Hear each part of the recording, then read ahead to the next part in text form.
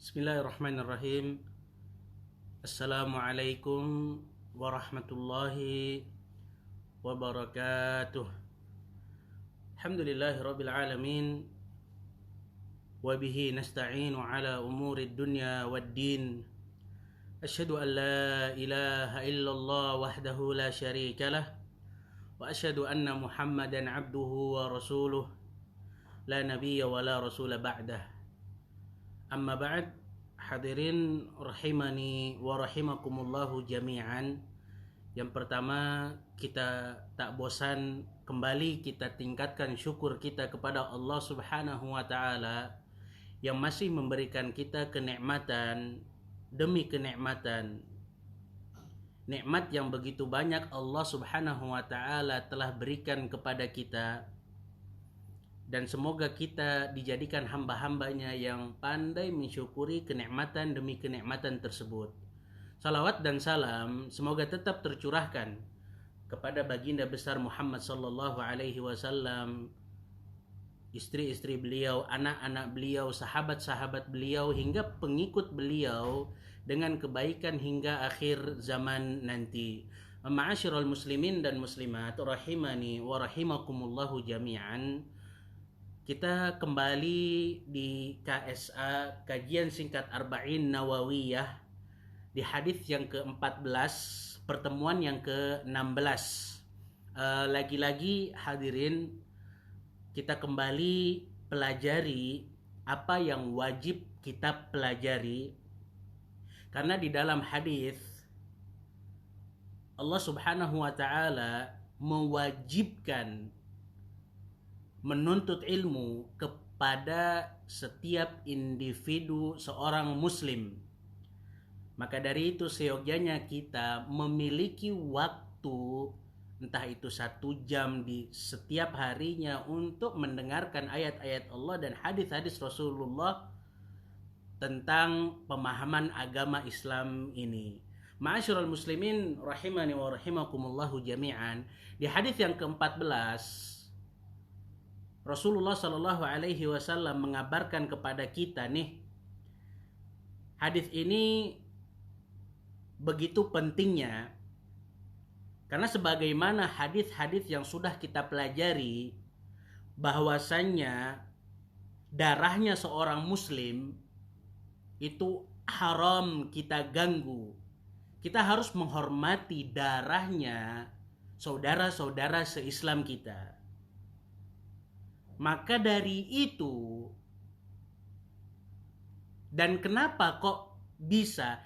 Karena membunuh seorang muslim merupakan dosa yang begitu besar.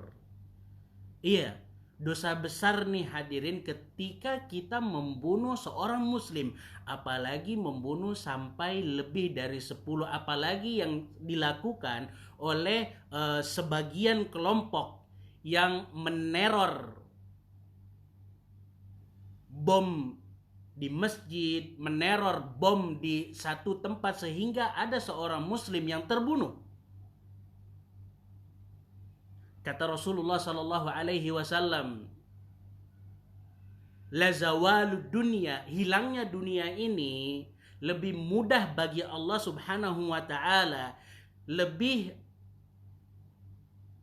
Allah Subhanahu wa taala lebih ringan di sisi Allah Subhanahu wa taala daripada pembunuhan seorang muslim. Karena memang yang namanya kehormatan serta darah seorang muslim wajib kita jaga. Nggak boleh haram hukumnya kita menumpahkan darah kaum muslimin. Nah, di hadis ini ada pengecualian.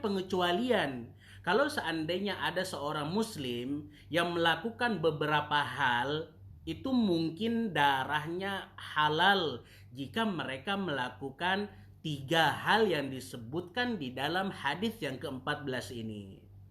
Maka dari itu para ulama mengambil kaidah besar. Ada penyebab-penyebab halalnya darah seorang muslim jika mereka melakukan 3 hal yang akan kita sebutkan. Namun tentunya hadirin, bukan karena kita nganggap darah mereka halal, kita bisa menegakkan had begitu saja setiap individu, enggak. Semuanya diserahkan kepada pemerintahan, apalagi pemerintahan kita, pemerintahan Indonesia. Nih kata Rasulullah sallallahu alaihi wasallam, la yahillu damu mri'im muslimin illa bi ihdath thalath. Ketika kita tahu ada orang muslim dengan dia mengucapkan asyhadu an la ilaha illallah wa asyhadu anna muhammadar rasulullah, mendirikan sholat serta menunaikan zakat, maka darahnya itu haram bagi kita untuk menumpahkan siapapun orangnya dari kelompok manapun. Namun di hadis ini Rasulullah memberikan pengecualian, ada 3 kelompok yang dikecualikan halalnya darah muslim jika mereka melakukan 3 hal yang akan kita sebutkan. Yang pertama nih kata Rasulullah, Athayyibuz zani, orang yang sudah nikah tapi dia berzina. Kan hukumnya di dalam Al-Quran itu dirajam sampai meninggal tuh, sampai wafat. Dan bagaimana kita tahu ada seorang muslim berzina? Ada 2 hal. Yang pertama, pengakuan dari orang tersebut bahwasanya saya telah berzina. Kemudian yang kedua, dengan persaksian 4 orang laki-laki.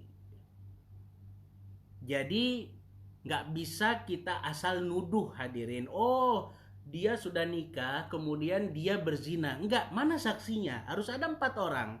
Kalau seandainya gak ada saksi, dia ngaku gak? Itu yang pertama hadirin. Orang yang sudah nikah kemudian dia zina, baru hukumannya adalah dirajam ataupun dilempar dengan bebatuan sampai dia meninggal. Kemudian yang kedua nih hadirin, an-nafsu bin nafs. Orang yang membunuh itu hukumannya kan dikisos.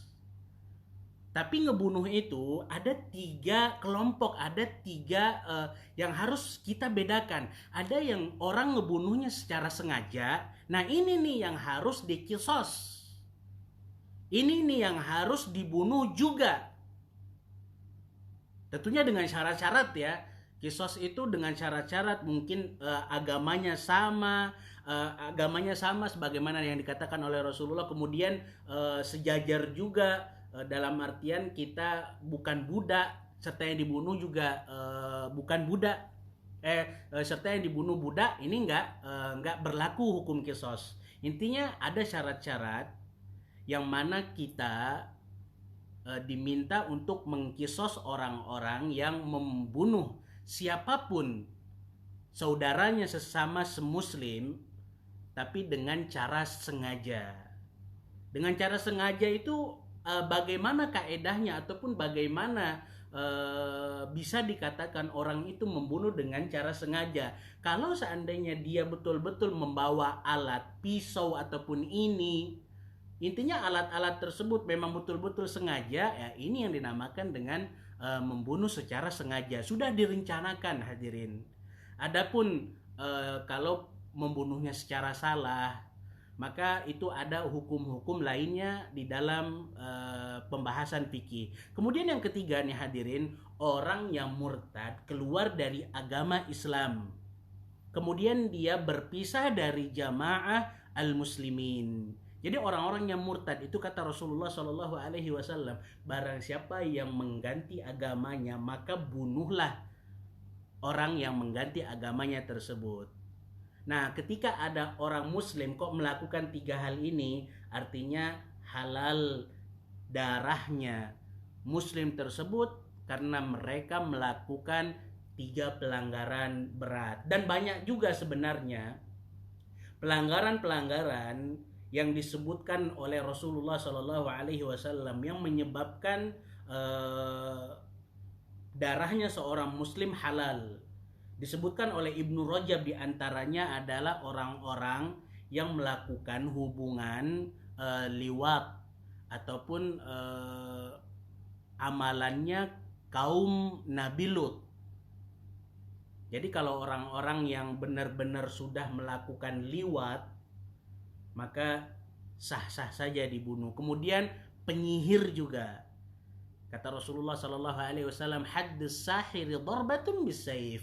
Hukumannya orang yang nyihir adalah ditebas lehernya. Kemudian orang yang berhubungan dengan binatang ternak, banyak lagi. Intinya ada banyak pengecualian yang mana ketika seseorang melakukan amalan-amalan keji tersebut, darahnya halal. Kita tutup kajian kita yang ke-14 yang ke-16 ini dengan perkataan para ulama. Hadis ini pertanda bahwasanya darahnya seorang muslim itu haram ataupun nggak boleh kita tumpahkan. Ketika mereka melakukan 3 hal dan hal-hal tadi yang sudah disebutkan, baru halal darahnya, namun bukan untuk setiap individu kita berhak untuk membunuh orang-orang tersebut. Nah, non-muslim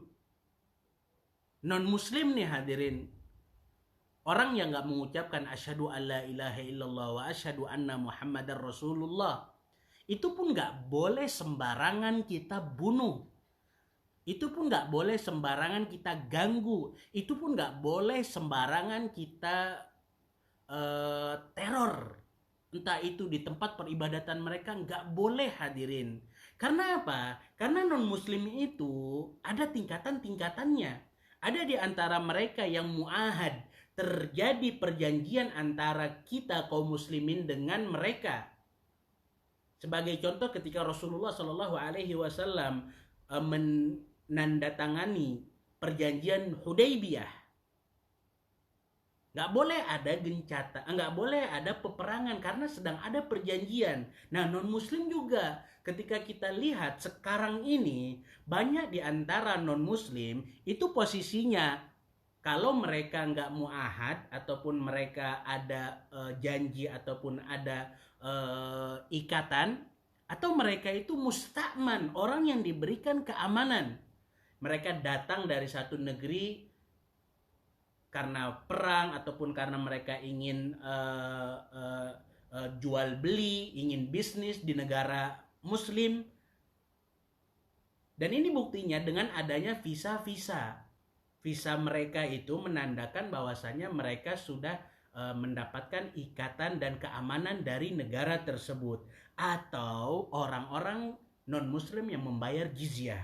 Nah, ini juga hadirin, non-muslim juga nggak boleh kita mengganggu darah mereka dan harta-harta mereka, kecuali kalau non-muslimnya itu memang betul-betul non-muslim harbi yang diperangi, entah itu di negara mereka atau mereka datang untuk menyerang negara Islam dan kita ikut serta di negara tersebut. Ini saja yang bisa saya sampaikan. Semoga yang sedikit ini bisa bermanfaat. Aku qouli hadza wa astaghfirullah li wa lakum wa lisairil muslimin. Assalamualaikum warahmatullahi wabarakatuh.